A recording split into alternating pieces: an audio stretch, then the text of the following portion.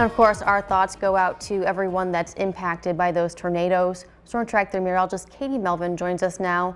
And Katie, early this morning or late last night, I did wake up to the sound of, thunder and lightning and just that wind. With those storms that we saw over in, the Texas area, Oklahoma, I was keeping a close eye on that. I know a lot of meteorologists were. I was for a couple of reasons. I do have loved ones over in East Texas, but also I knew that front and that low pressure was going to make its way to us, begin to lift. So that's actually what caused our rain early this morning. It's also why Brooke probably woke up, along with many of you, to those really gusty winds, along with the rain, the thunder. But luckily, we didn't see anything severe out of it, which is some great news.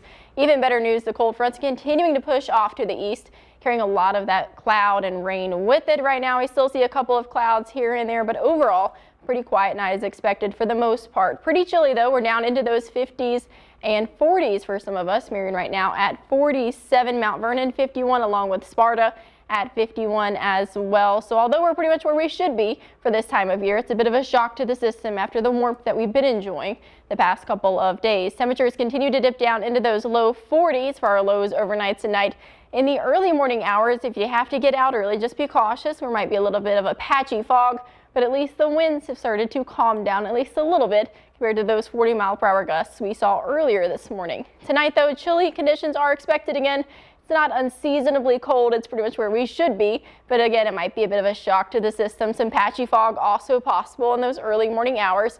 For early this week, so Sunday through about Wednesday or Thursday, much warmer conditions are expected, more partly cloudy skies as well. Then later in the week, we have a bit of a cold blast heading our way. So although it's chilly tonight, we do have a warm up coming tomorrow that you can look forward to if you're not a huge fan of the cold. Temperatures down into the 40s by 1 o'clock. That breeze continuing out of the south by 5. A couple more of those clouds pick up. Temperatures at 8, still somewhere in those 50s, warming up at lunchtime. Already back into those 70s. Carbondale at 70, Paducah 72.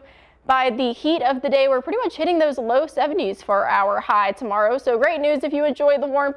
That's what we're tracking to at least start the first half of our week. And then by next weekend, we could see a pretty big cool down head our way as the trough kind of really digs in to the Midwest over our region. So we've got plenty of 70s on the board. So good news if you like the 70s. If you're over the warmth, you're ready for some cold. Good news for you too. We're going to be down into those 60s and 50s to end the week. So great to have the Storm Track 3 app. Big swing in temperatures expected. And tonight, daylight savings does end at 2 a.m. Don't forget, great chance to replace your batteries in your weather radios and your smoke detectors. But overall, some really warm temperatures, a fairly quiet week expected. We have a couple of those clouds really making their way through this week.